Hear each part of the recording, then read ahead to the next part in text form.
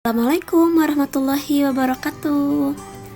Teman-teman, kali ini kita akan belajar IPS lagi, yaitu tentang bab 3. Bab 3 ini tentang keunggulan dan keterbatasan ruang, pengaruhnya terhadap kegiatan ekonomi, sosial, serta budaya di Indonesia dan ASEAN. Di bab 3 ini ada 5 subbab bahasan yang akan kita pelajari. Oke. Daripada lama-lama lagi, mending kita langsung ke sebab bahasan yang pertama. Keunggulan dan keterbatasan antar ruang serta peran pelaku ekonomi dalam suatu perekonomian. Teman-teman, coba kalian ingat-ingat, di daerah kalian, di daerah tempat tinggal kalian, apakah ada sumber daya alam yang menjadi keunggulan dari daerah kalian? Kemudian kalian ingat-ingat lagi, apakah ada sumber daya alam yang tidak ada di tempat kalian? Nah, suatu tempat itu pasti memiliki keunggulan, tapi juga memiliki keterbatasan sumber daya alamnya masing-masing. Ada suatu tempat yang memiliki laut, tetapi tidak punya hasil pertanian. Ada tempat yang memiliki hasil pertanian, tapi tidak memiliki hasil laut. Nah, itu menunjukkan bahwa setiap tempat itu memiliki keunggulan dan keterbatasan sumber daya alamnya masing-masing. Tidak ada suatu tempat yang sempurna memiliki semua sumber daya alam, itu pasti tidak ada. Nah, tapi karena suatu tempat itu di dalamnya ada penduduknya, dan penduduknya itu membutuhkan sumber daya alam itu, sementara di tempat itu tidak memiliki sumber daya alam, maka apa yang akan terjadi? Hal ini akan menimbulkan interaksi antar ruang berupa kegiatan ekonomi. Jadi contohnya, ketika di kota itu memiliki barang hasil industri, tetapi terbatas hasil pertanian. Sedangkan di desa memiliki hasil pertanian yang melimpah, sedangkan keterbatasan hasil industri. Maka antara kota dan desa akan menimbulkan interaksi antar ruang berupa kegiatan ekonomi atau kegiatan perdagangan. Nah, sama seperti tempat kalian juga, daerah tempat tinggal kalian juga pasti akan mengadakan interaksi dengan daerah lain. Untuk apa?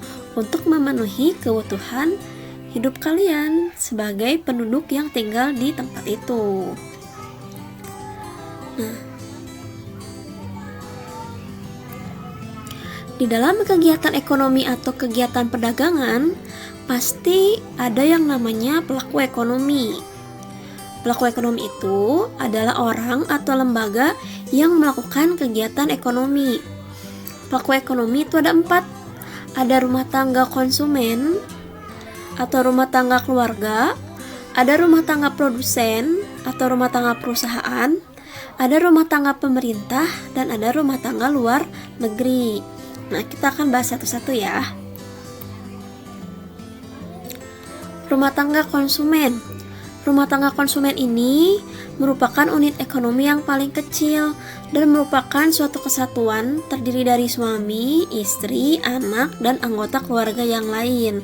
Jadi kalian ini termasuk kita semua adalah termasuk rumah tangga konsumen. Nah, rumah tangga konsumen ini ada 2 peran. Yang pertama, sebagai konsumen yang membutuhkan barang dan jasa dari perusahaan. Jadi peran utama dari rumah tangga konsumen adalah mengkonsumsi. Mengkonsumsi apa? Mengkonsumsi barang dan jasa dari perusahaan. Peran rumah tangga konsumen yang kedua adalah sebagai penyedia faktor produksi. Apa sih faktor produksi itu? Faktor produksi itu adalah faktor-faktor yang dibutuhkan untuk menghasilkan barang dan jasa. Nah, penyedia faktor produksi ini terdiri dari lahan, tenaga kerja, modal, dan skill atau keahlian. Jadi keempat hal ini dimiliki oleh rumah tangga konsumen dan nanti akan disediakan kepada rumah tangga produsen.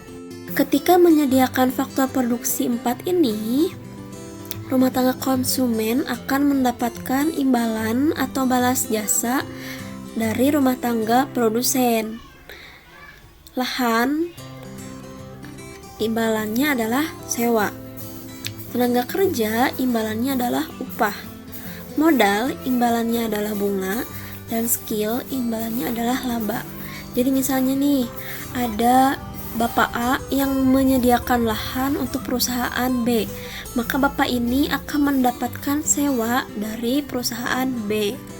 Misalnya, ada Andi menanamkan modal ke perusahaan, maka nanti Andi akan mendapatkan bunga dari perusahaan itu. Nah, seperti itu ya. Jadi itu adalah peran dari rumah tangga konsumen. Sekarang kita ke rumah tangga produsen.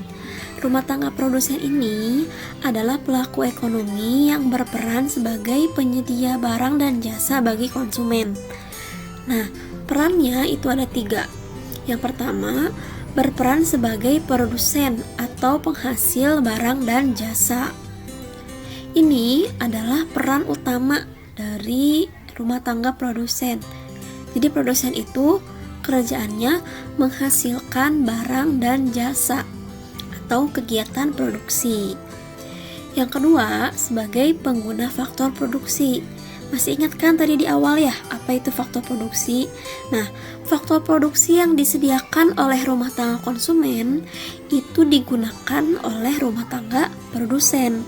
Nah, nanti rumah tangga produsen memberikan imbalan kepada rumah tangga konsumen. Dan yang terakhir, rumah tangga produsen ini berperan sebagai agen pembangunan. Jadi, sebagai agen pembangunan ini artinya perusahaan itu membantu pemerintah dalam kegiatan pembangunan. Kegiatan ekonomi yang dilakukan perusahaan ini memberikan kesejahteraan bagi karyawan perusahaan juga kepada warga masyarakat. Jadi nanti akan terwujudnya kesejahteraan rakyat.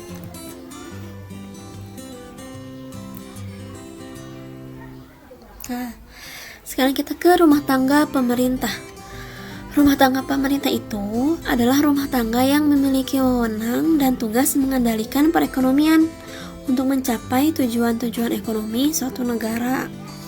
Peran rumah tangga pemerintah itu ada 3. Yang pertama, sebagai pengatur atau regulator perekonomian negara.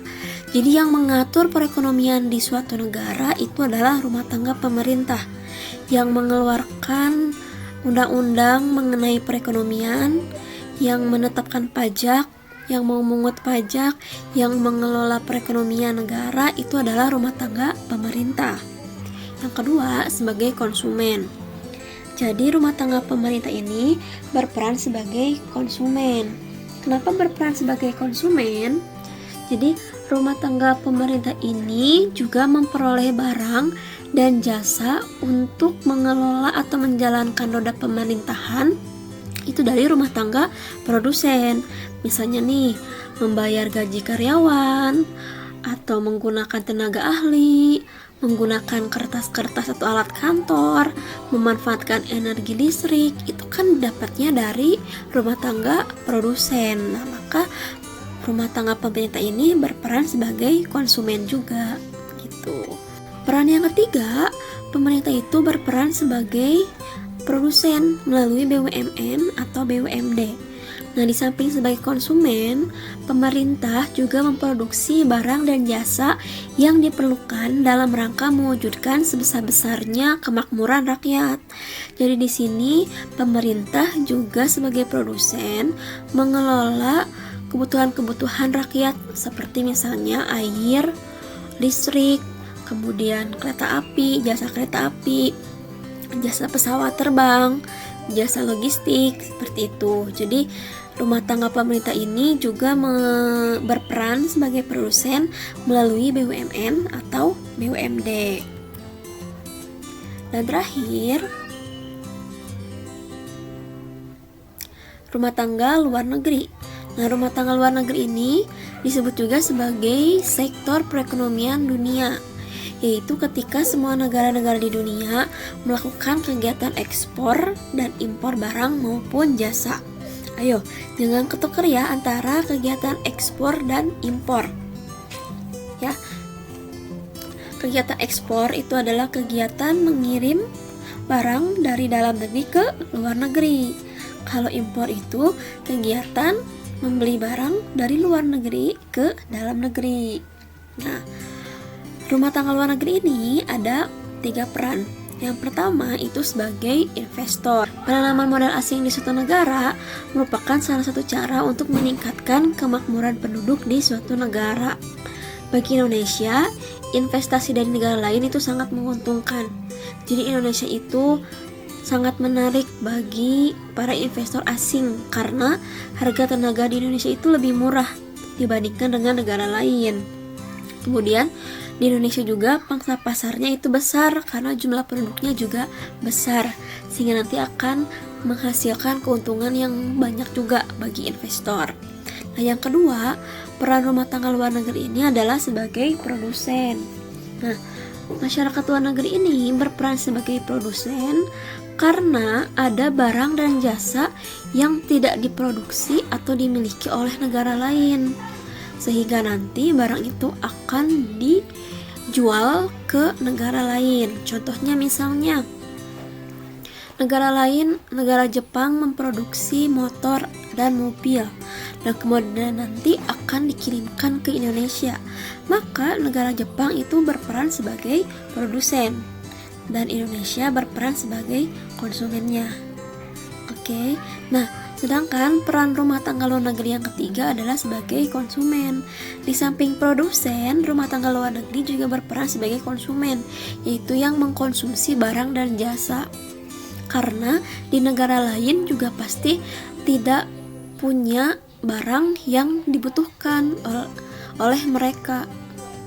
Misalnya mereka membutuhkan rempah-rempah, maka mereka akan membeli dari Indonesia. Nah, Indonesia berperan sebagai produsen dan mereka luar negeri berperan sebagai konsumen.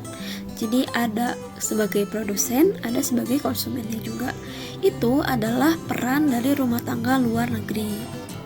Nah, jadi ada 4 pelaku ekonomi yang saling berhubungan satu sama lain. Kita lihat di sini chartnya. Rumah tangga konsumen ada keterkaitan dengan masyarakat luar negeri. Rumah tangga perusahaan ada kaitannya juga. Kemudian rumah tangga negara juga ada kaitannya. Jadi keempat pelaku ekonomi ini saling berkaitan satu sama lain dalam perekonomian sehari-hari. Sekarang kita ke perdagangan antar pulau antar daerah dan perdagangan antar negara.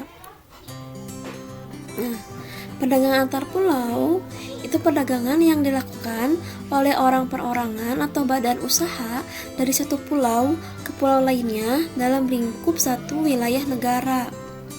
Jadi perdagangan antar pulau ini kegiatan perdagangan antara satu pulau dengan pulau lain, dengan pulau yang berbeda, tapi masih dalam lingkup satu negara yang sama, seperti itu.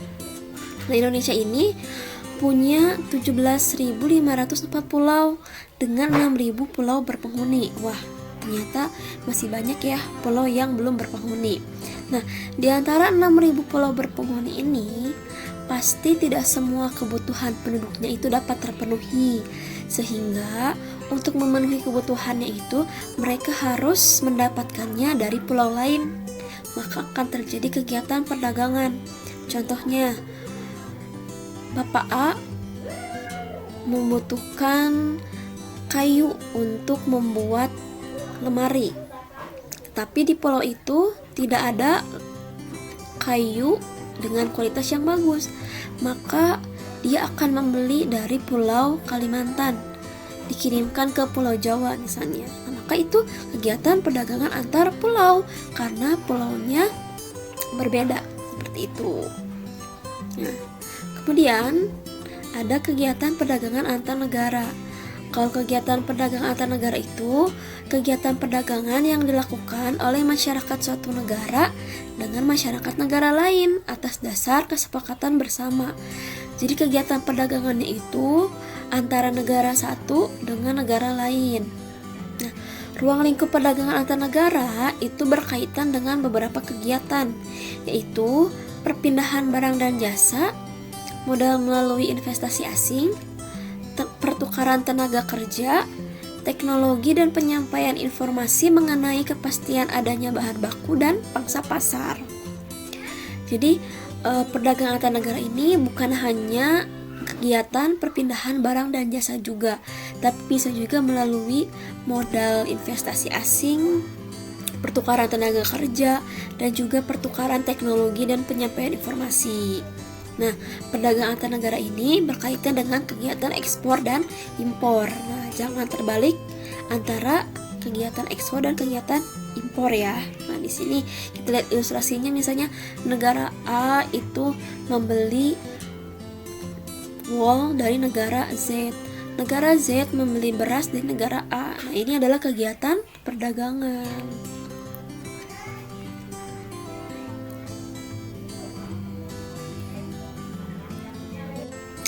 Sekarang kita ke penguatan ekonomi maritim dan agrikultur di Indonesia. Ekonomi maritim merupakan kegiatan ekonomi yang mencakup transportasi laut, industri galangan kapal dan perawatannya, pembangunan dan pengoperasian pelabuhan beserta industri dan jasa terkait. Ekonomi maritim ini meliputi sektor pelayaran, perikanan, dan sektor pariwisata bahari. Nah, sekarang kita ke potensi ekonomi maritim Indonesia. Indonesia ini memiliki potensi maritim yang sangat besar. Kita bisa lihat di sini ya. Indonesia itu negara kepulauan dengan 2/3 luas wilayah lautan, itu lebih besar daripada daratan. Kemudian menyumbang 3% dari PDB hasil perikanannya. Memiliki 60 cekungan kandungan minyak. Wisata baharinya yang mampu menarik wisatawan domestik dan mancanegara. Kemudian luas hutan mangrove kurang lebih 21,7% dari total luasan hutan mangrove di dunia. Luas terumbu karang di Indonesia mencapai 50.000 km persegi yang menyumbang 18% luas total terumbu karang dunia dan 65% luas total di Coral Triangle. Dan juga letak Indonesia itu yang strategis sebagai jalur perdagangan internasional. Nah, jadi ini adalah potensi maritim yang dimiliki oleh Indonesia. Nah, gimana sih cara atau strategi untuk mengembangkan ekonomi maritim Indonesia? Agar potensi-potensi yang tadi telah dibahas itu semakin berkembang, maka dibutuhkan strategi penguatan ekonomi maritim. Yang pertama itu kebijakan-kebijakan terkait sektor maritim. Ini dilakukan oleh pemerintah, yaitu pemerintah mengeluarkan kebijakan atau undang-undang terkait sektor maritim, misalnya undang-undang tentang illegal fishing, undang-undang terkait perlindungan nelayan, undang-undang tentang pelayaran, undang-undang tentang kemaritiman. Jadi pemerintah itu mengeluarkan undang-undang atau kebijakan-kebijakan yang membuat sektor maritim di Indonesia itu semakin berkembang. Yang nomor 2, itu konsep Indonesia sebagai poros maritim dunia dengan 5 pilar utama. Kita tahu bahwa Indonesia itu lautnya luas, kemudian lokasinya juga strategis, dilalui oleh jalur perdagangan, sehingga pemerintah ini ingin Indonesia itu sebagai poros maritim dunia.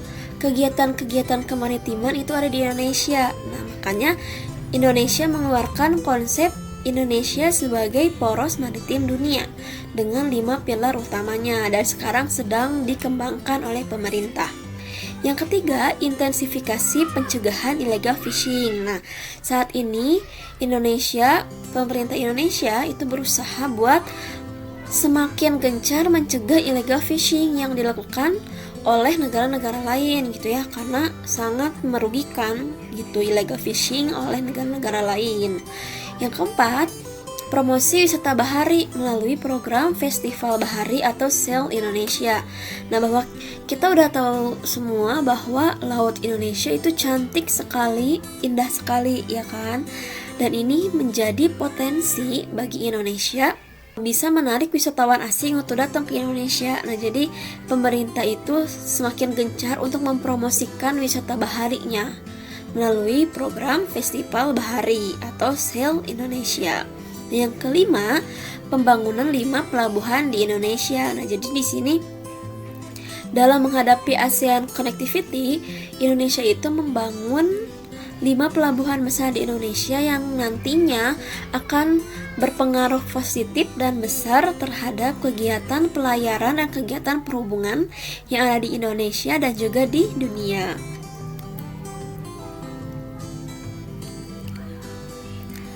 Kemudian kita ke ekonomi agrikultur. Ekonomi agrikultur itu adalah upaya peningkatan perekonomian dengan memberdayakan sektor pertanian. Ekonomi agrikultur meliputi budidaya tanaman, bercocok tanam atau peternakan, dan bisa juga pemanfaatan mikroorganisme dan bioenzim dalam pengolahan produk seperti pembuatan keju dan tempe. Sekarang kita lihat potensi agrikultur Indonesia. Yang pertama adalah mega biodiversity. Indonesia itu memiliki potensi sumber daya alam termasuk plasma nutfah yang melimpah. Biodiversity darat Indonesia merupakan terbesar nomor 2 di dunia setelah Brazil.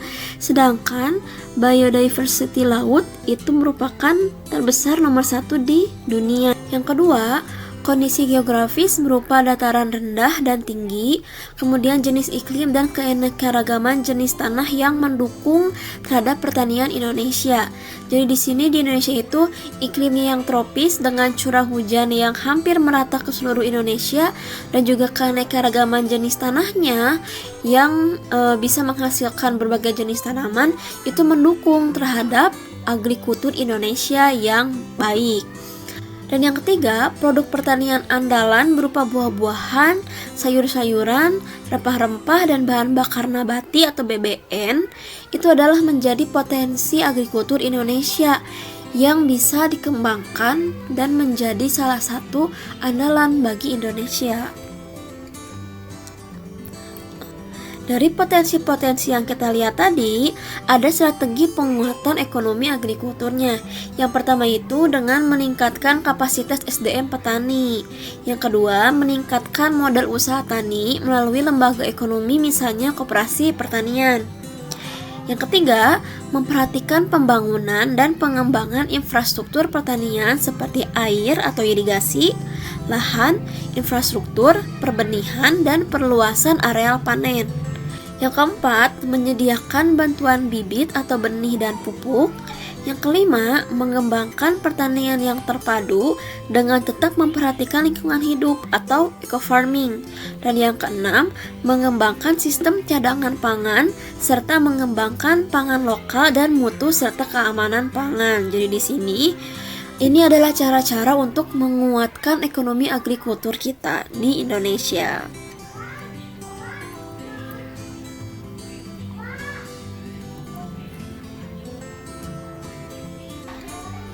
Sekarang kita ke redistribusi pendapatan.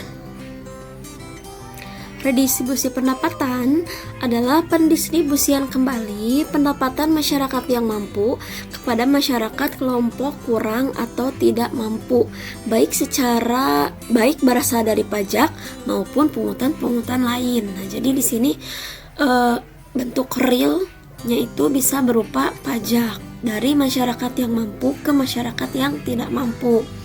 Redistribusi pendapatan ini dibagi jadi 2. Kalau redistribusi vertikal, itu kegiatan transfer uang dari orang yang mampu kepada orang yang tidak mampu dari segi finansial. Jadi di sini orang yang mampu memberikan uang kepada orang yang tidak mampu. Nah, sedangkan redistribusi horizontal itu redistribusi yang merupakan transfer uang antar kelompok. Misalnya dari orang dewasa ke anak-anak, dari orang tua ke anak-anak.